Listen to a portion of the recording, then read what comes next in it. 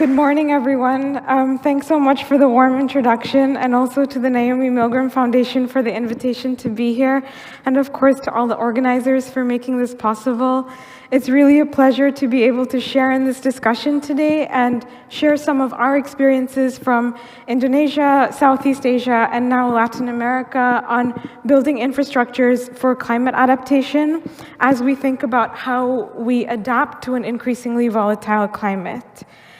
I want to start by acknowledging that we're living through some extremely heavy times at the moment, and as we each think of how we can use our platforms and spheres of influence to contribute to addressing the challenges that we're facing today, one of the things that I keep coming back to is this question of infrastructural rights and infrastructural governance.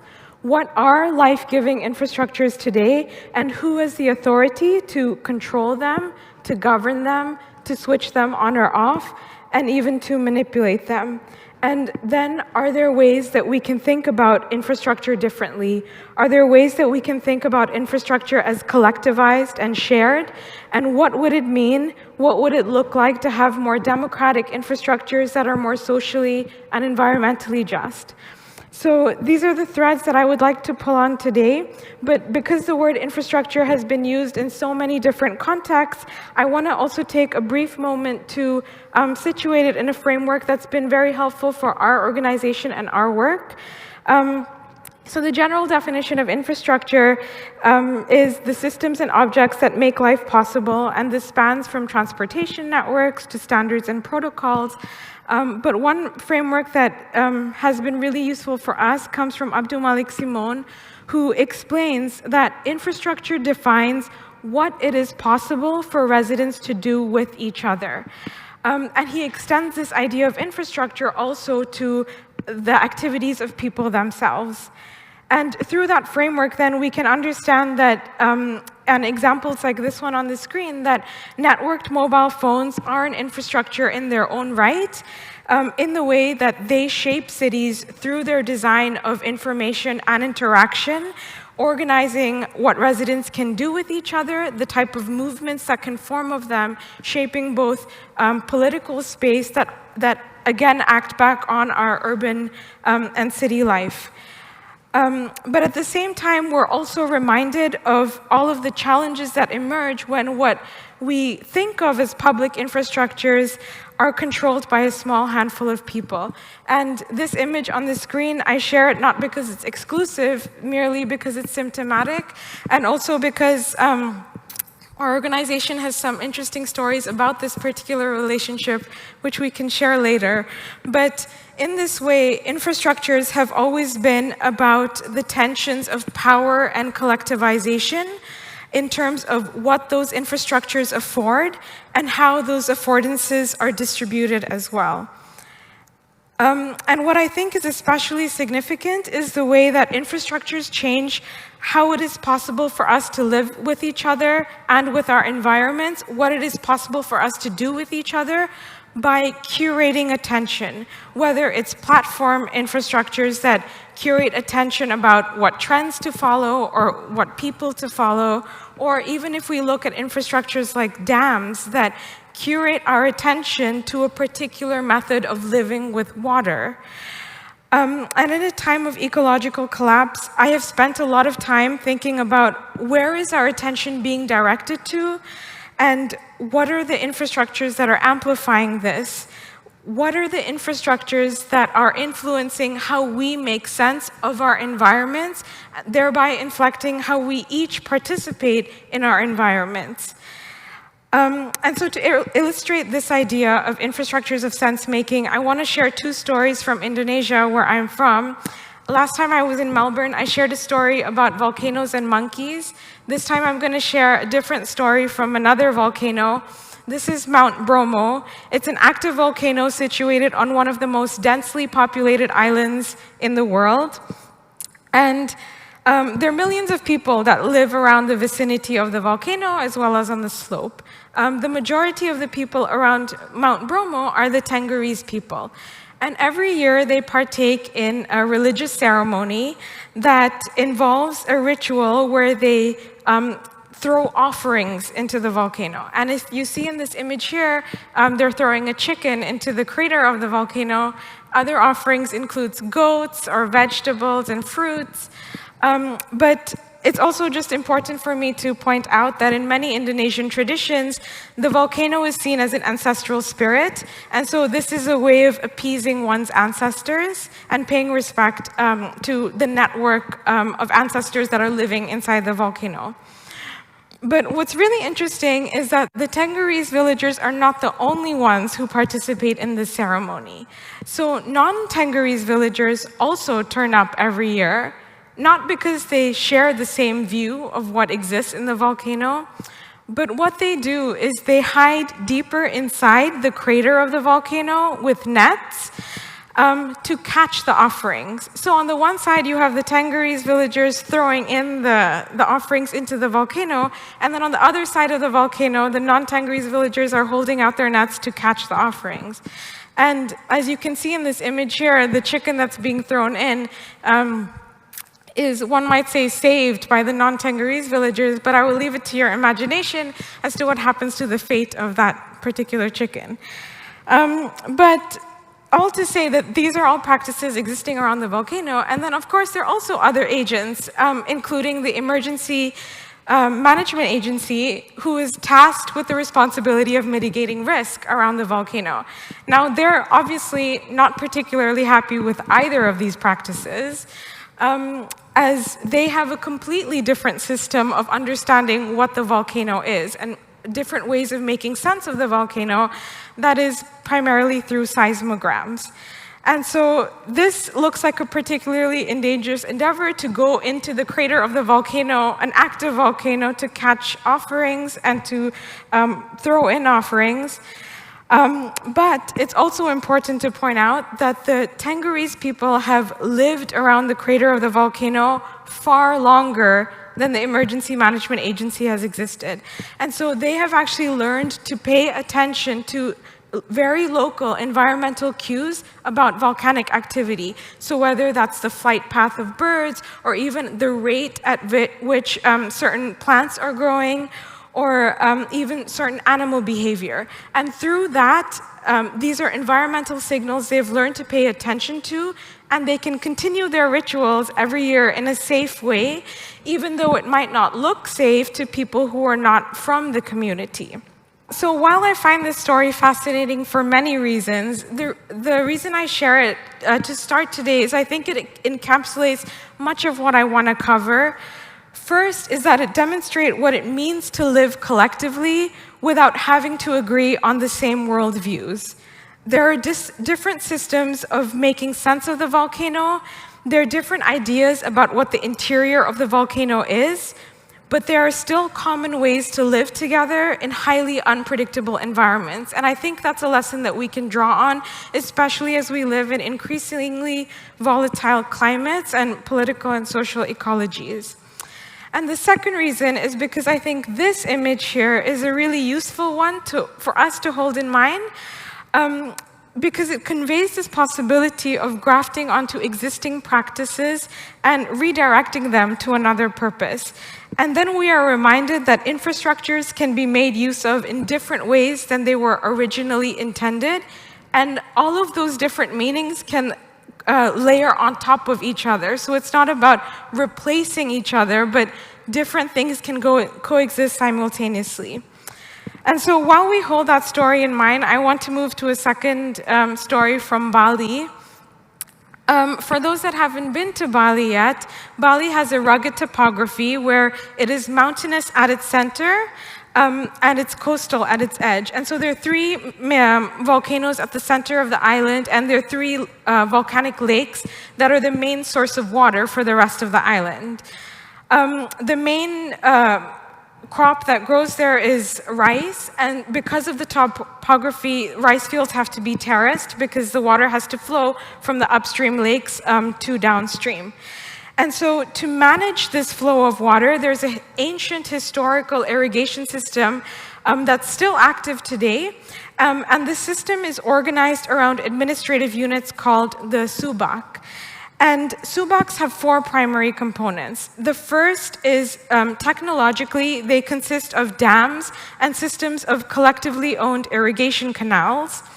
Physically, they consist of the rice fields that are sharing the same set of irrigation infrastructure. Socially, they consist of all of the farmers cultivating the rice fields. And religiously, they consist of the water temples that manage the distribution of irrigation water.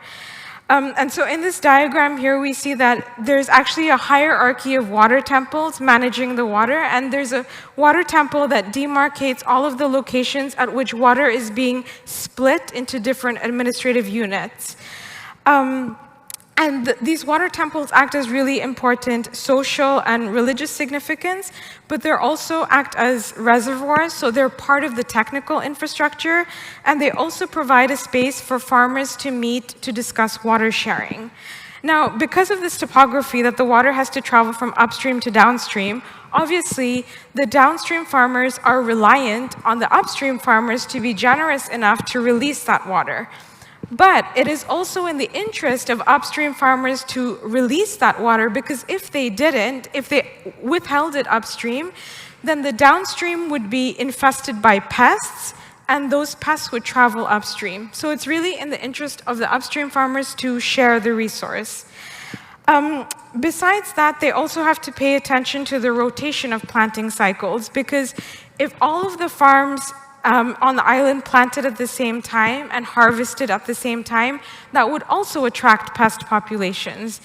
We see in this artwork here that the different colors represent different stages in rice cultivation. So we see an illustration that it's all staggered. But while taking this into consideration, there's another layer. We have to pay attention to the environment. Bali has a wet and a dry season, so acknowledging that rice field cultivation is very water intensive, we have to pay attention to those cycles as well. And so there's this highly interconnected system where farmers all across the island are making decisions about resource distribution, and they have to pay attention to all of these various cycles that are occurring spatially and temporally. And to curate that, Balinese life is governed by 2 calendars. One is the lunar calendar, and the other is based on the rice harvest cycle. So this is an illustration of that calendar. It's a calendar of 10 simultaneous weeks that are occurring concurrently. So there's a 1-day week that has, the first week has 1 day that runs constantly. Then there's a 2-day week and a 3-day week. And so at any point in time, you are in multiple layers of time. And each of those weeks has a significance, an ecological significance or a social significance. For example, the 3-day week, it establishes the village market day, where the market is held in rotation every day in one of the villages that works in groups of 3. And so it is really complex, but it's a really interesting way of thinking about time, because it layers time, paying attention to various simultaneous cycles that we actually need to be paying attention to, whether those are ecological and social. They construct a way for us to live with each other and with the environment.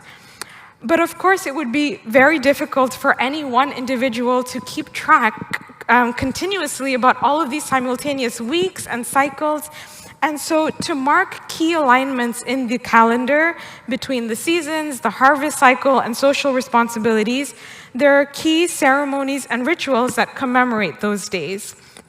And of course, everyone can remember the times and dates of those rituals and ceremonies.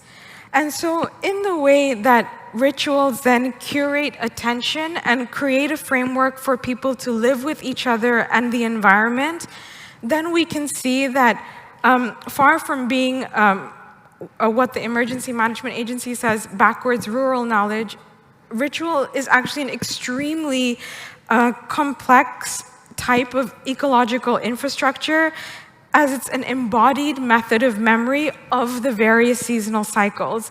And it's a practiced way of paying collective attention to the aspects of the environment and environmental cycles that are most pertinent to the community, condensing really multi-scalar and multi-temporal ecological cycles into an embodied worldview that can be easily relayed, remembered, and practiced through ceremony. And so the reason I share this example from Bali is for a few reasons as well, but mainly it's because how this example has shaped my way of understanding infrastructure and thinking about how our organization is building software infrastructure. That is, that it's a method of thinking about infrastructure that's layered, that is composed of physical, social, technological, and cultural layers. It's a way of thinking of infrastructure as both the hard and soft systems that function together and that maintain the infrastructure. It's a way of thinking about infrastructure that's collectively owned with the possibility of distributed decision-making that recognizes interdependency across spatial and temporal scales, and that the knowledge and the maintenance of that infrastructure is passed through ritual. And I want to take a moment to highlight ritual as a fundamental aspect of the infrastructure, especially because the sensuality and the embodiment of the ritual is really important because of the way it alters brain chemistry. We know that research has shown that the body is key to shaping higher-level cognitive functions such as memory. And according to historian Daniel Smale, he writes that physiology and culture evolve symbiotically in a process driven by brain chemistry and psychotropic effects. Essentially, what that means is that we are all hooked on the hormones and neurotransmitters that are conditioned by cultural practices. And many of these cultural practices evolve as a form of ecological adaptation. And so if we look then to the Balinese ritual or the volcanic ritual, then we can see that those rituals shape ecological adaptation through a collective addiction. Essentially, the argument that's being made by Daniel Smale and others is that we adapt to our environments by becoming addicted to it. Research has shown that dopamine is really important in memory formation and knowledge making because it biases brain cells to pay attention to certain stimuli. And so then we see that the way we design rituals, by designing what we pay attention to, we are actually not only designing and engineering our landscapes because that frames how we think it is possible to participate in the world, but we're also designing our own brains. And so then we must, and we're in this there's a constant interaction between our brains, our bodies, and the technological and social environments that are shaping each other. The environment shapes the cultural practices that derive from them, which then shape our brains, which then shape back what we do to our environments. And so in considering that feedback loop, we must ask, what do our contemporary environments of waste and our contemporary psychopathologies reflect of each other? Today, one of the fastest growing addictions is digital media. I have become very perceptive to how many times I touch my phone when I learned that an average user touches their phone over 2,600 times a day. And I would encourage all of us to keep track of that throughout the day to see where we each lie in this spectrum. But we all know by now that our devices are intentionally designed to be addictive. And while addiction and the curation of attention as forms of political control are not new, as we've seen in the previous examples, what is new is the way that the speed, the precision of targeted attention is intentionally designed to interrupt processes of decision-making. For example, in 2014, there was a study that found that it takes as little as 13 milliseconds of exposure to an image for that image to continue processing in our brains and actually form part of our working memory.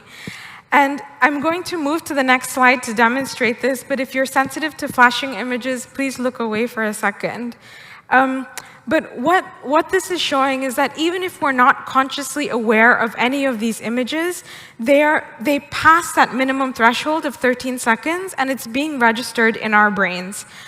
And later that year, from when that study was released, the Media Rating Council released what it defined as a viewable ad impression.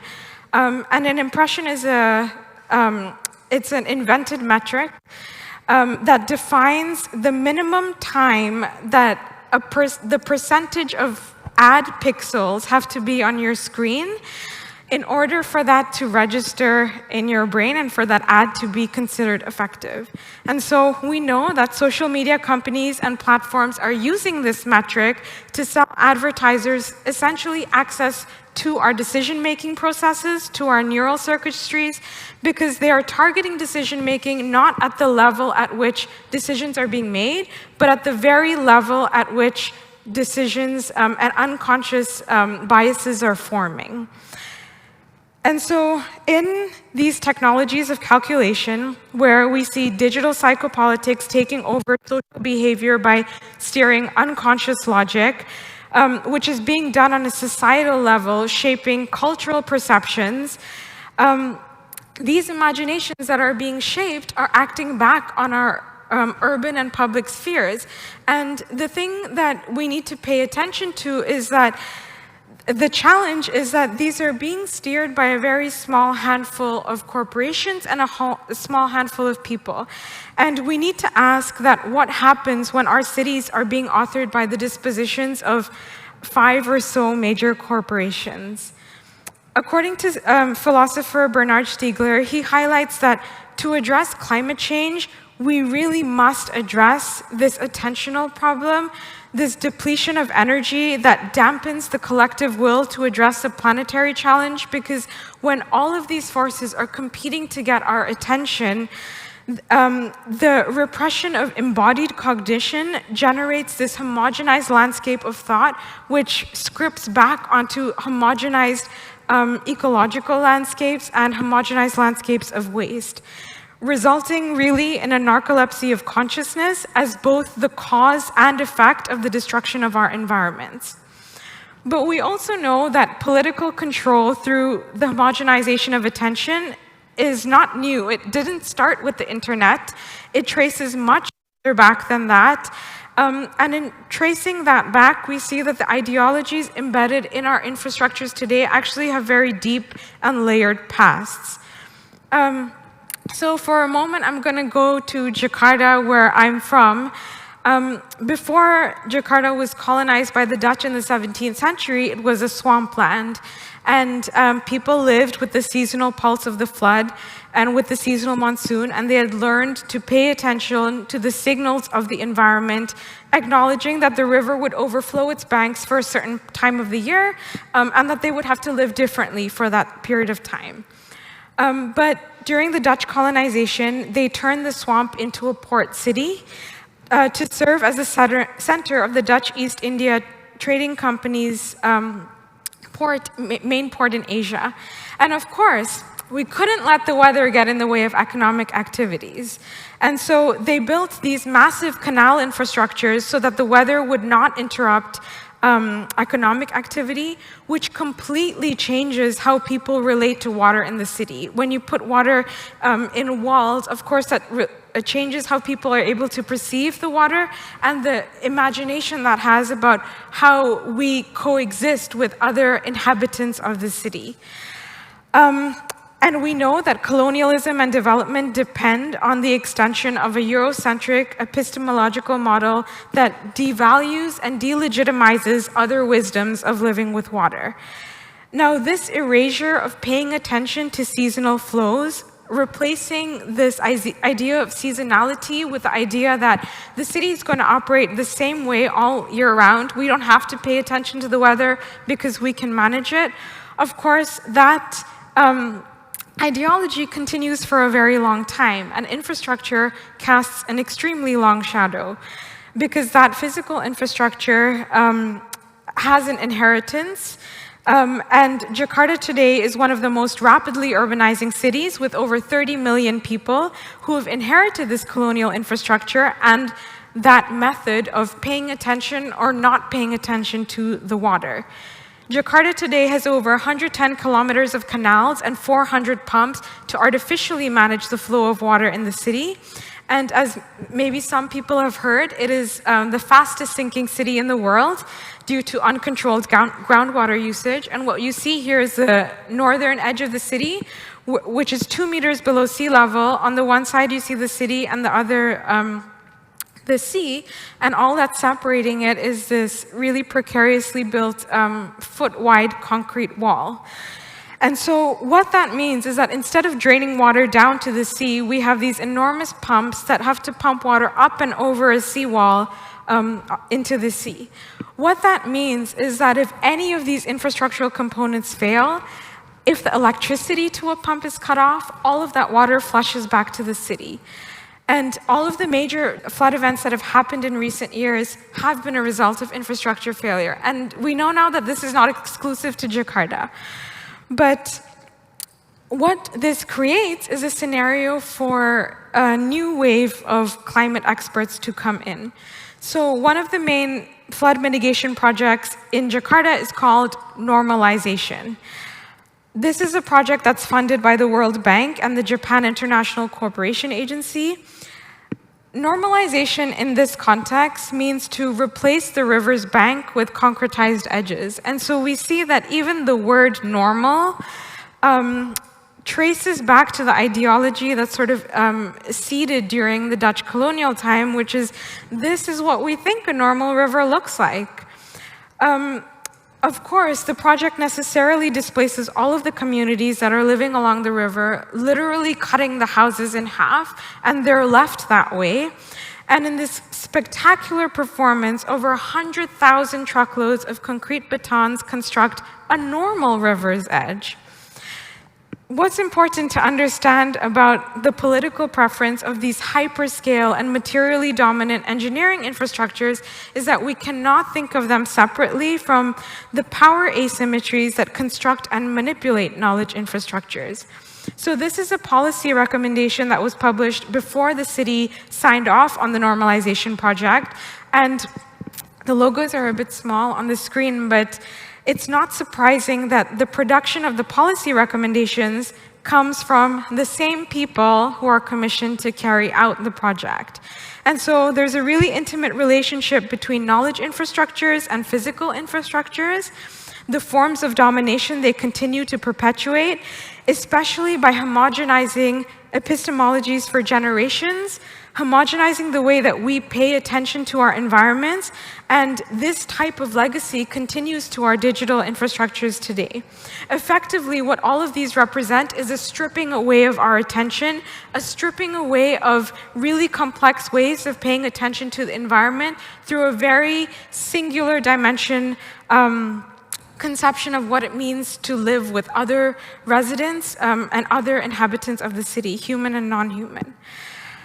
Projects like normalization have completely disrupted resident knowledge of what it means to pay attention to the river, because before that project had started, residents had said that they were able to actually predict the arrival of the flood just by noticing certain fluctuations, such as the pattern of eddies and even the color of the river. But of course, normalization, when you replace the river's bank with edges like this, has completely destroyed those resident knowledges and those methods of sense-making that had passed on for generations, because of course, by channelizing the river, it completely changes how flooding happens in the city. Residents say that all of the indices by which they had read the environment have been disrupted by this engineering project.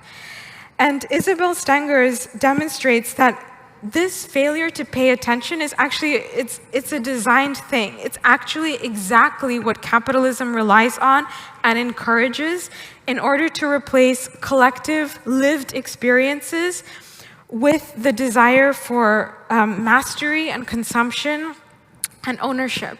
And so then, in catastrophic times, we are asked, how are we asked to pay attention to our current ecologies, when colonial infrastructures that shape ecological thought continue to be amplified through technologies of calculation, accelerating environmental destruction, how can we create resistance from within those spaces? And so going back then to the images of the nets and the volcanic sacrifice, if so much of this attention is actually being collected, and it's being collected on digital media, instead of lamenting it, can we hold out our nets and save that attention before it burns in the crater? So in Jakarta, even if projects like normalization has stripped away attention from reading the river's behavior, residents have, of course, to develop other methods of sense-making. And digital media networks allow residents to share information with each other in real time. What you're seeing in this image is a garbage collection truck repurposed as a ferry to transport this motorcycle from one side of the road to the other. And what he's doing here is he's texting his friends saying that, hey, here's a crossing point, you can safely cross here. So then we can see that the mobile phone is actually a really important tool for environmental adaptation.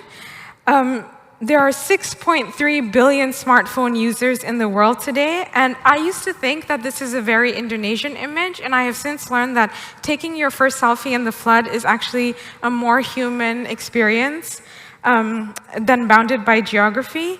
And whether it's images like this or images like this, people are actually sharing a lot of information with each other on social media during emergencies in order to coordinate. Sometimes it's a flood selfie. Sometimes it's information about blocked roads or about community efforts for response. And what this represents is a ready-made infrastructure to tap into, because all of these devices, 6.3 billion smartphones, are connected to two very important systems, and that is a GPS network and social media networks, which allows for the ability to share location-specific details and amplify that at a scale that we haven't ever been able to before. And so our question was, how do we make use of that distributed sense-making that already exists? That attention is already being paid here. How do we make sense of that and redirect it and represent this in a meaningful way to support coordinated and collective ways of living in times of emergency? So in 2013, a group of researchers began to develop an open source software called Cognicity. And how it works is that the software is designed to plug into any social media platform: Facebook, Telegram, Twitter, X, Instagram, any of them. And it can detect posts with specific keywords. So for example here, if the software detects a post with the word flood, which is customizable, it could be earthquake or fire, we have humanitarian chatbots that will automatically respond to the user asking them, hey, are you really in a disaster? And do you want to submit a disaster report? And if the user responds, they are guided through a few simple steps to submit a report, which includes adding a description, adding a photo, confirming their location, and adding some detail about the disaster. In that image, it was about the flood height.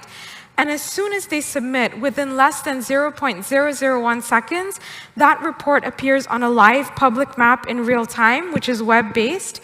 And it's designed to be extremely data light and for the mobile phone. And so in Indonesia, the map is called PetaBencana, which means disaster map.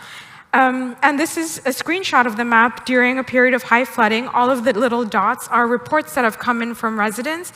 And it's a little bit small on the screen, but on the right side of the screen are examples of observations that have been shared, including reports about broken infrastructure, reports about blocked access of roads, and even during blackouts, people are sharing information with each other in order to try and navigate this emergency situation.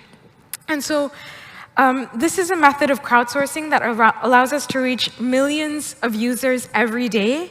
allowing us to pull information from street level, from the people who know the situation best, because like the people on the volcano, like the people in Bali, these are the people living in those contexts. And so they really know the situation best, and we can make use of that collective intelligence.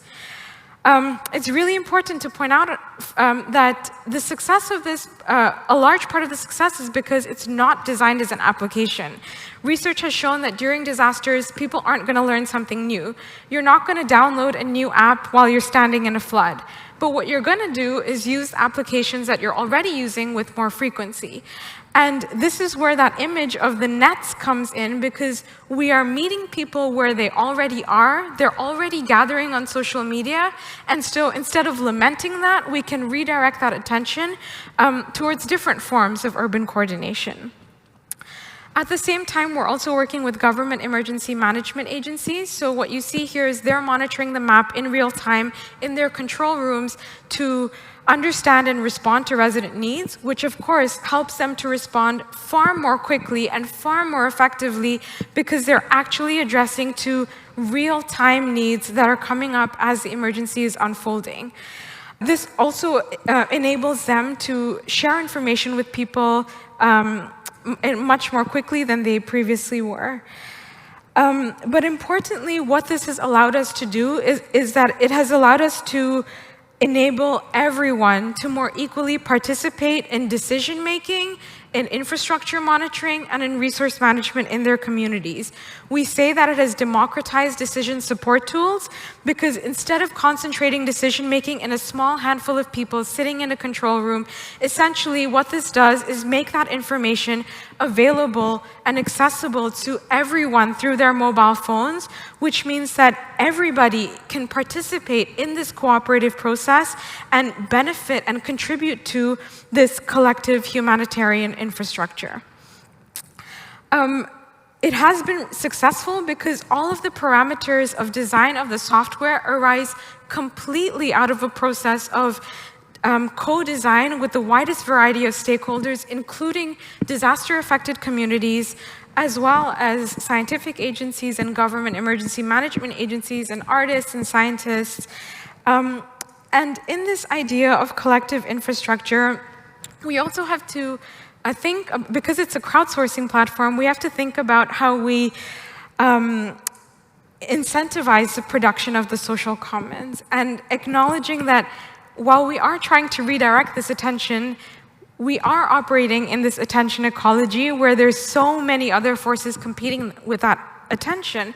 And so these are a few resources I share on the screen that have been influential in our work about how we think about designing those systems of participation within the ecologies that we are in, and how we design engagement that invites users both to participate in this humanitarian infrastructure and maintain it. And so if the space of public imagination is considered a type of public space, then as designers, as curators of attention, we really need to pay more attention to designing politics from within and into those spaces instead of lamenting them. And so I want to play a short example of a campaign that we ran last September. Just a fair warning, it's a little bit obnoxious, but I hope it gets the point across.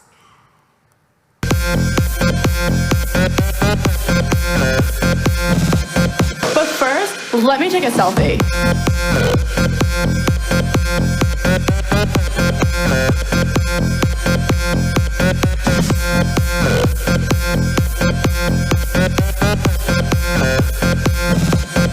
Let me take a selfie.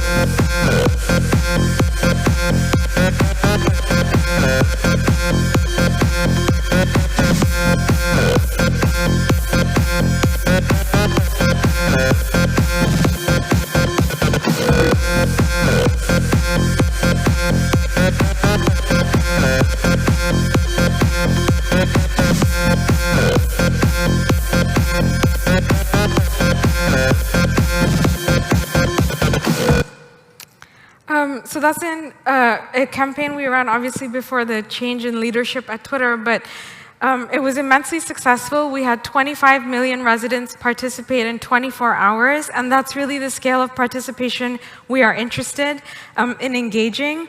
And so our communication strategy is very intentionally about an element of humor or play that focuses not on the calamity of the disaster, but rather in a much more lighthearted spirit of what we can do to come together during disasters in order to help each other.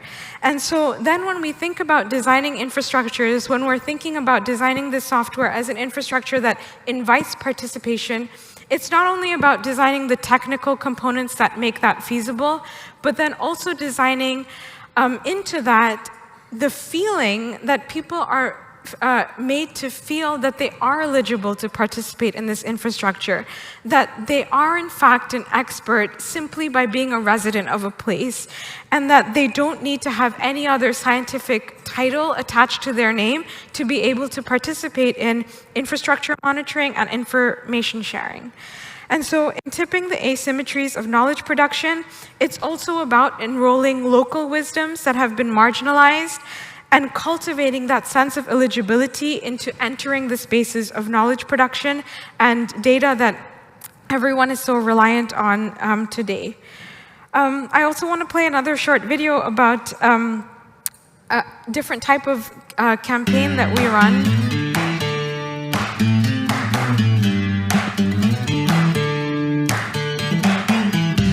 So what we've been doing, we've run this campaign a few times, where we essentially install these art murals in spaces, in public spaces.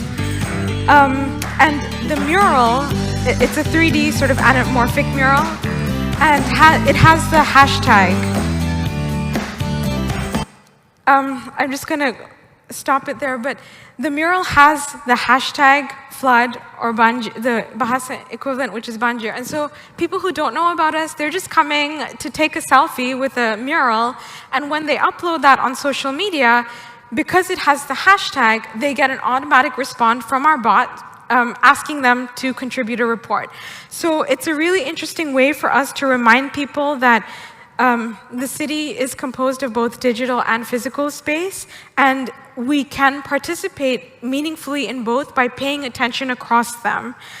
And so by coordinating all of these different elements that exist, thinking back to that image of the net in the volcano, by grafting onto existing systems that exist, software can act as infrastructure for climate adaptation because we're taking already existing practices in the city and already existing knowledges and reattuning them into a framework that allows for civic co-management and a different way for people to live with each other and the environment.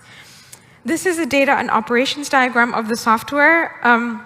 It looks a little bit complex, so there's a link there that breaks it down. But the reason I bring it up is that far beyond a technical description of the data flows, it also illustrates the social partnerships that we must maintain in order to allow for that data to flow. And so thinking back to then the Balinese subak, software is a layered type of infrastructure that includes the social relationships that need to be maintained for that software to function, as well as all of the cultural design aspects that have to be incorporated into it in order to maintain its use. And for me, this really represents the design project. It's about composing creative relationships and maintaining and adapting them. Of course, this doesn't solve flooding. It doesn't solve the disproportionate effects of climate change, and software cannot fix broken infrastructure, but what it can do is help to gap infrastructure failures so that when the hard infrastructures of our cities burst and break under the intensity of the climate, soft infrastructures create a space to capture that overflow and render it useful for people to navigate the city. I would argue that this is an image of the river as it has gone through a process of mediation. And in this way, we're also bringing back attention to the presence of the river as an inhabitant of the city and suggesting that there are other ways of living with the water. In that way, because it's through enrolling local wisdoms, we can also start to move towards different understandings of collective intelligence and governance and recognize the validity of local knowledge as a critical dimension of infrastructure and adaptation. And to briefly just explain that, in 2020, on New Year's Day in Jakarta, we had historic flooding, and NASA actually used the data from our platform to validate their satellite data. And it was a really incredible use case of using crowdsourced information to validate satellite information, because satellite information doesn't have the resolution that's fine enough as what the crowdsourced information was able to provide. And so that added another layer of validity to what information from people on the ground can provide, and elevates that type of knowledge to at least the same level to what we have today come to understand science as. And it's been really important for our work to remain open source, because instead of a centrally controlled infrastructure, we have a common infrastructure that everyone can contribute to and benefit from. It's also what's allowed the work to grow from what started as a research project serving just a neighborhood in 2013 to a nationwide multi-hazard platform adopted by the national government and serving over 500 humanitarian organizations in Indonesia, and as well as a national scale platform in the Philippines. We also have pilots now, citywide pilots in Panama and Hong Kong, and a few others in development that will be fully launched next year. And so as the software is growing, as the technical layer is growing, we needed to evolve our organizational structure as well. So this year, we founded the Climate Emergency Software Alliance to act as a global coordinator for all future rollouts. And we're building a global framework to allow users of the software to work together to share this knowledge laterally. And so a few weeks ago, I met an advisor to the European Commission on Digital Rights, and they asked me, well, how can you be so hopeful if all of this is still resting on like the monopolization of certain platforms? And I'm not hopeful about the way our internet is currently structured, but I do believe that we need to start from where we are today to get to where we need to be. And so as we think, even though we're working in an emergency context, we're also thinking about what the future of this infrastructure could look like. And in this really incredible book, Cory Doctorow explains that we haven't always existed in a time where the internet has been controlled by this monopoly. That, in fact, the very foundation of the infrastructure was about democratization. And there are ways that we can go back to this. Life doesn't have to be controlled by a few major corporations. And he explains, his argument is that interoperability is one way for us to get to it.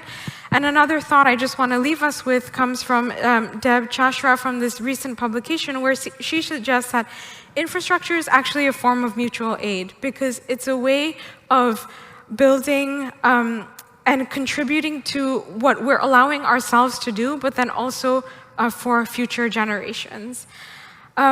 So as we think about building infrastructure, it's not about abandoning what we have right now, but it's about starting from where we are, finding different ways, creative ways to reroute existing components in order to pay attention to the things that we need to be collectively paying attention to. And then we can understand that infrastructure actually is a verb, it's a process, it's a continual way of paying attention to each other and our environments as we learn to adapt to different and evolving forms of our ecological needs. Thank you.